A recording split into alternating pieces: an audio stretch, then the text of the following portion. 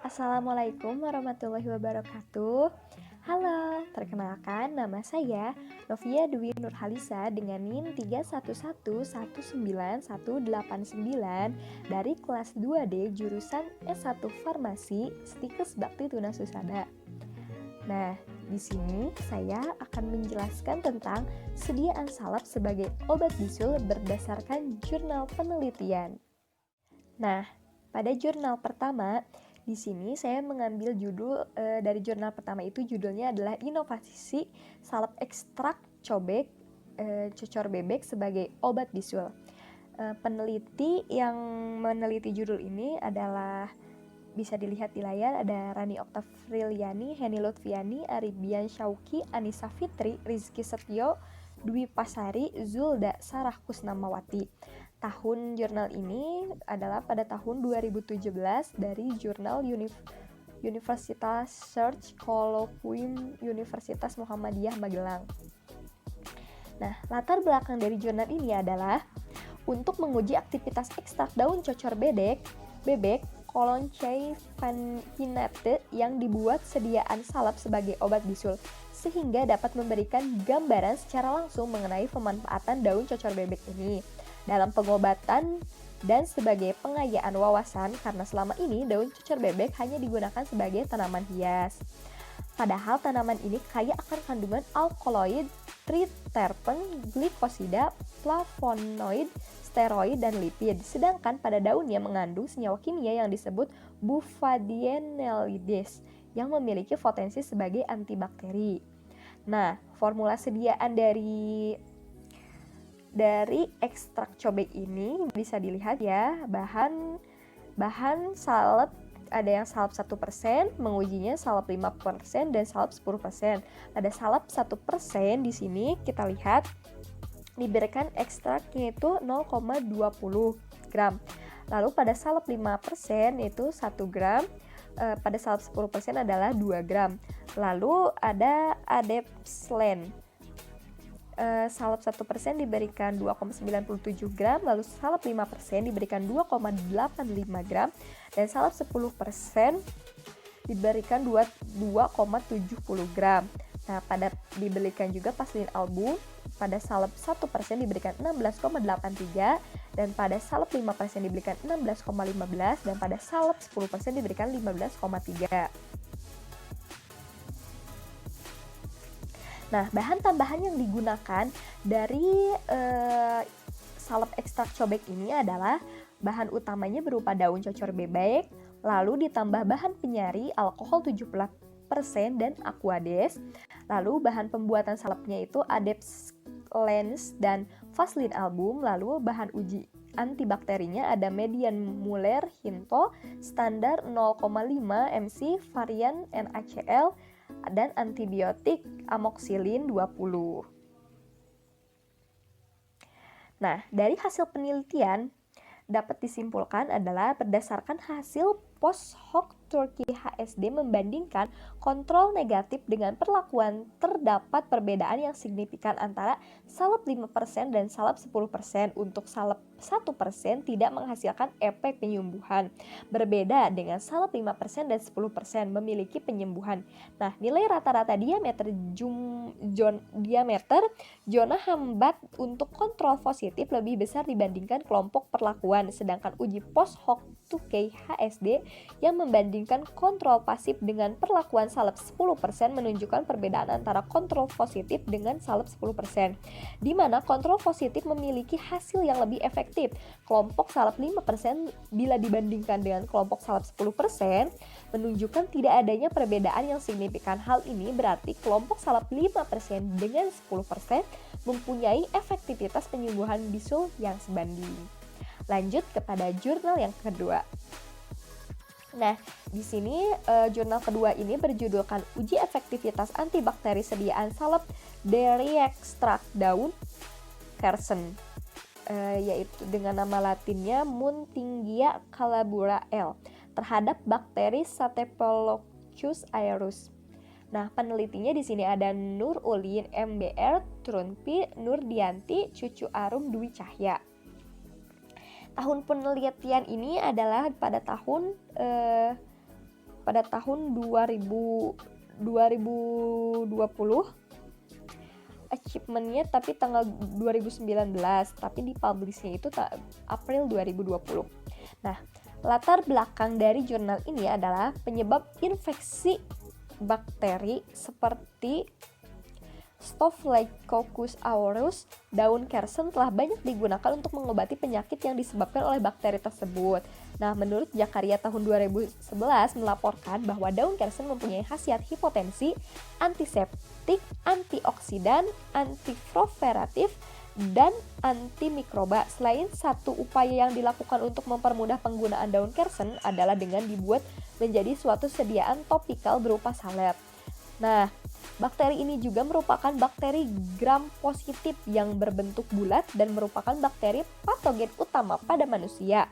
Bakteri ini juga dapat menyebabkan bermacam-macam infeksi seperti jerawat, bisul pada manusia dan hewan. Nah, ekstrak etanol daun kersen pada penelitian ini diformulasikan untuk sediaan salep. Bahan dasar salep yang digunakan yaitu salep yang sukar tercuci dengan air, di mana hanya sejumlah komponen air atau senyawa polar yang dapat dicampuri ke dalamnya sehingga memungkinkan untuk memperpanjang kontak antara ekstrak dengan kulit, sukar tercuci dan tidak mengering. Nah, formulasi sediaan yang digunakan di sini adalah propilen glikon 1 gram, adepslen 1 gram, dan vaselin album 10 gram. Nah, pada jurnal kedua ini terdapat hasil penelitian yaitu pada formulasi 1 mengandung 100 mg ekstrak etanol daun kersen, pada formulasi kedua mengandung 200 mg ekstrak etanol, dan pada formulasi 3 mengandung 300 mg ekstrak etanol. Nah, hasil daya hambat yang diperoleh dari sediaan salep ekstrak daun kersen mengalami peningkatan formulasi. Nah, pada formulasi 1 mengandung 100 mg ekstrak memiliki rata-rata zona hambat yaitu 14,35 mm. Lalu pada formulasi kedua mengandung 200 mg rata-rata zona hambatnya itu adalah 16,50 mm, dan pada formulasi 3 mengandung 300 mg rata-rata zona hambat 19,29 mm. Nah, dan Blanco tidak menunjukkan adanya daya hambat terhadap bakteri. Menurut Ditjen POM, suatu sediaan dikatakan memiliki daya hambat bakteri jika memenuhi persyaratan dengan diameter daerah hambat bakteri kurang dari 14-16 mm. Maka dari itu, dari ketiga formulasi sediaan ini, formulasi salep ekstrak daun kersen ini dari hasil penelitian ini sudah memenuhi persyaratan dan bisa digunakan. Nah, evaluasi yang didapat dari jurnal ini adalah evaluasi formula meliputi evaluasi fisik dan biologi. Evaluasi fisik meliputi pemeriksaan stabilitas sediaan dan pemeriksaan homogenitas. Lanjut ke jurnal berikutnya.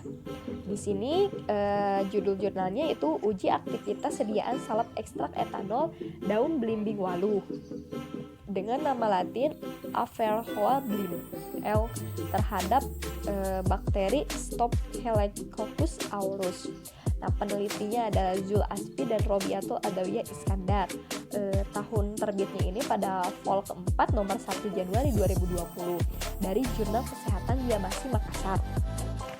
Latar belakang dari jurnal ini adalah daun belimbing waluh dapat digunakan sebagai antipiretik, pegalinu, kulit gatal, bengkak karena jerawat, rematik, dan bisul.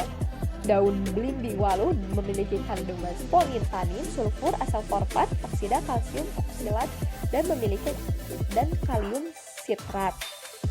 Daun belimbing mengandung senyawa tanin dan flopida sebagai senyawa antibakteri untuk penyakit pada kulit. Bakteri yang sering ditemukan pada bisul ialah bakteri Staphylococcus aureus.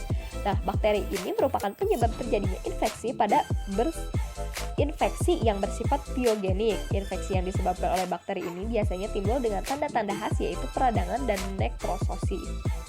dan pembentukan abses, serta dapat menyebabkan berbagai macam infeksi seperti pada jerawat, bisul, atau nanah. Ini berdasarkan jurnal penelitian Wijayanti 2018. Nah, formulasi sediaan yang digunakan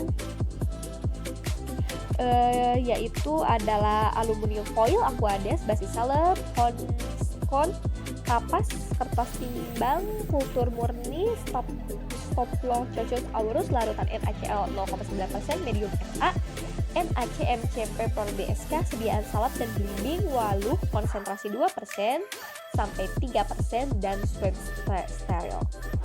Nah, lanjut, di sini terdapat hasil penelitian.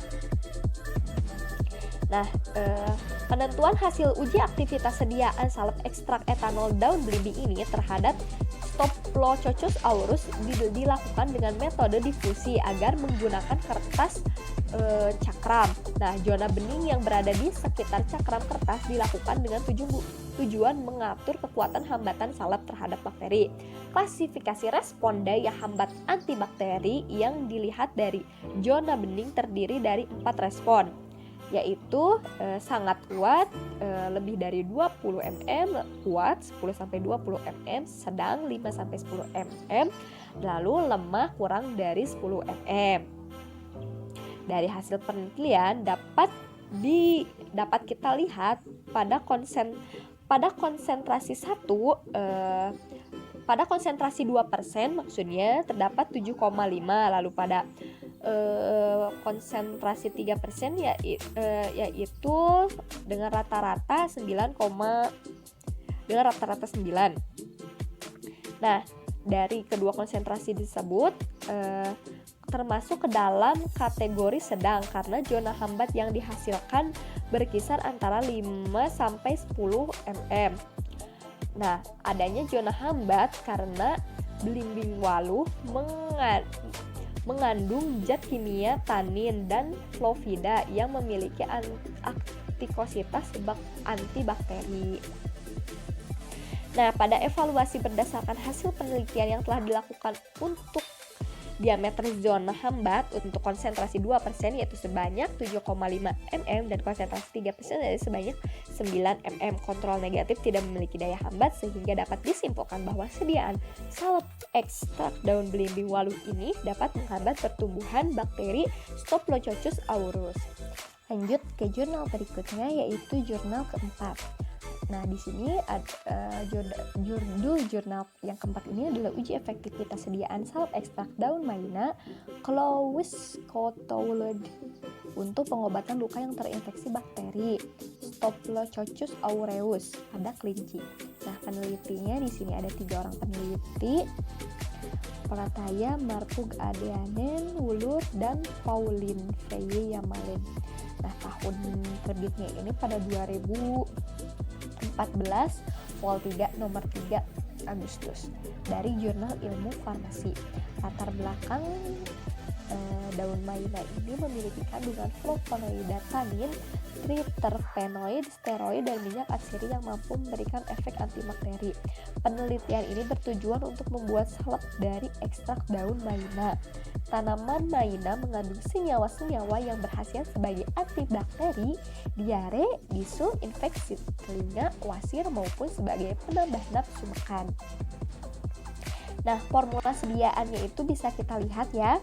Nah, cara pembuatan salepnya ini di sini terbagi 3, ada yang mengandung ekstrak daun maina 20% dengan resep ekstrak daun maina 4 gram, adepslening 2,4 gram, dan vaselin album 13,6 gram. Lalu cara membuat salep dengan mengandung ekstrak daun maina 40%, di sini menggunakan ekstrak daun maina 8 gram, adepslening 1,8 gram, dan vaselin album 10,2 gram. Cara pembuatan salep maina yang menggunakan dengan daun maina 80% dengan formula sediaan ekstrak daun 16 gram, adepslening 0,6 gram, dan MF unguntei 20 gram. Nah, Dari hasil penelitian dapat dilihat ya tabel di sini di layar.